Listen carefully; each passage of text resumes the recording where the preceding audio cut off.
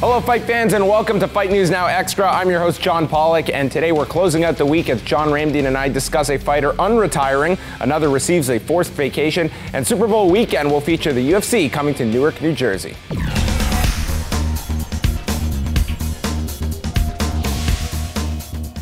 The UFC has confirmed that Jon Jones will defend his light heavyweight title against Jones-Teixeira on February the 1st at UFC 169, which will take place in Newark, New Jersey, the night before the Super Bowl, which will be taking place at MetLife Stadium in New Jersey. The company has also moved the heavyweight bout between Frank Mir and Alistair Overeem from November the 16th to the February 1st card as the current co-feature for 169. Heavyweight Ben Rothwell's post-fight drug test from UFC 164 this past August has come back with elevated levels of testosterone. It was well known that Rothwell had been approved for testosterone replacement therapy ahead of his fight with Brandon Vera, which Rothwell was victorious in. The Wisconsin Department of Safety and Professional Services was only planning to give Rothwell an administrative warning, but it was the UFC that opted for the 9-month suspension. Due to the commission's bylaws, they cannot overturn the win to a no contest, and the win will stand on Rothwell's record. And less than 1 month after retiring from mixed martial arts, Matt Riddle is back, blaming his retirement on a, quote, hissy fit after suffering a rib injury that removed him from this current season's welterweight tournament for Bellator.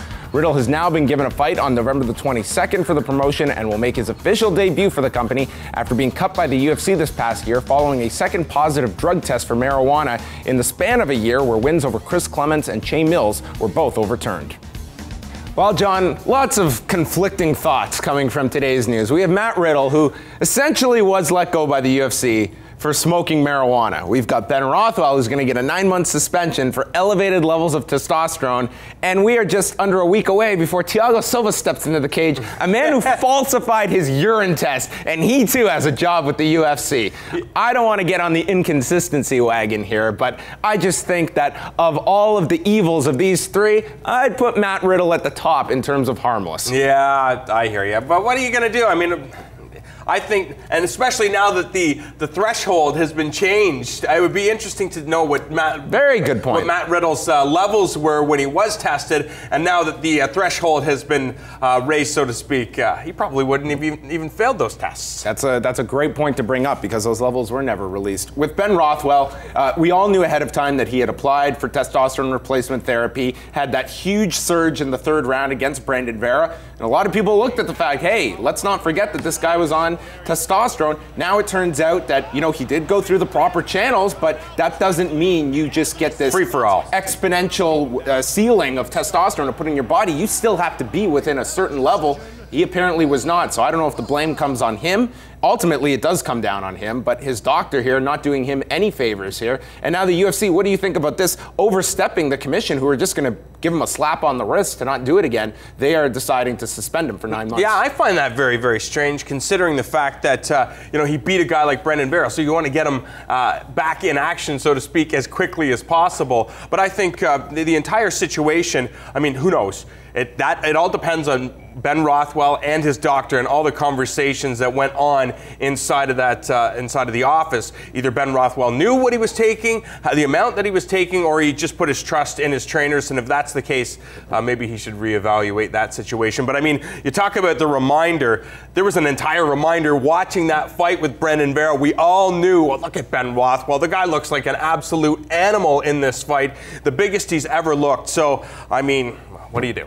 Now, on top of this, Ben Rothwell also mentioned in his statement that he put out acknowledging this suspension was the fact that he had low testosterone. His doctor believes it could be from a car accident he had in 1999, where he was even in a coma as a result of that. And we do know that head trauma in some cases can lead to affecting your testosterone. My question is, if a guy has had head trauma to the degree that it's affecting your performance, is fighting the best idea here? This guy has been fighting now since 1999 after this accident with this problem. This, to the best of our knowledge, is the first time this guy has used testosterone. Does it just seem like a weird, murky area we're in right now? No, I mean, it does, but I mean, this is a decision that's completely up to the fighter. If they want to decide to step inside of the cage and ring, despite some of the, I'll be honest, I actually talked to an aspiring fighter who has a tumor in his head, I didn't talk to him, I talked to his his girlfriend. And she says this guy still wants to step inside of a cage even though he's got a tumor in his head. The doctor said, oh, it's fine. But some people are just willing to go to crazy lengths to fulfill a dream. As we move on our testosterone replacement therapy themed discussion, Frank Mir and Alistair Overeem, they will be moved to February the 1st for UFC 169 alongside Jon Jones and Glover Teixeira. It's going to be on the weekend of the Super Bowl, right in the shadow of MetLife Stadium in Newark, New Jersey. Do you feel that this is going to get a lot of attention for the UFC, or are they going to be really battling for attention when the whole sports world is going to be focused on the Super Bowl? What do you think of this kind of... They've always done Super Bowl shows, but not in the host city. That's true, but I mean, you have to imagine that their partners at Fox will do their best to create interest. And I mean, you have Jon Jones. You have a great tie-in. Yeah, exactly. You have Jon Jones, his two brothers play in the NFL, so I think it's a perfect marriage there. And I think especially when you have big guys like Jon Jones and Teixeira and Overeem and Frank Mir, people want to see the big fighters and they want to see the biggest names. And I think when all you have to do is put Frank Mir and Alistair Overeem jacked up, standing side by side, and people are like, oh, I want to watch these guys fight. And there's a light heavyweight title fight with one of the best fighters in the world against a legitimate challenge. So I think fans are going to get behind this card, and I know the UFC isn't going to stop there.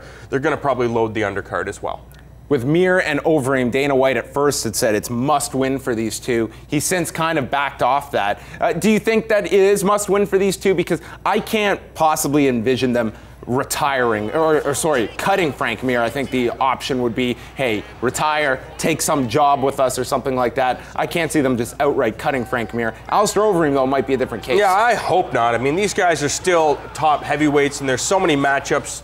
Frank Mir versus Fabrizio Verdum, come on, that fight alone is worth watching. You know what I mean? Maybe the loser gets Ben Rothwell. Yeah, that'll be Ben Rothwell's prize when he comes back. I'm not saying Overeem, but whoever. Yeah, you're right. We shall find out. That's not till February.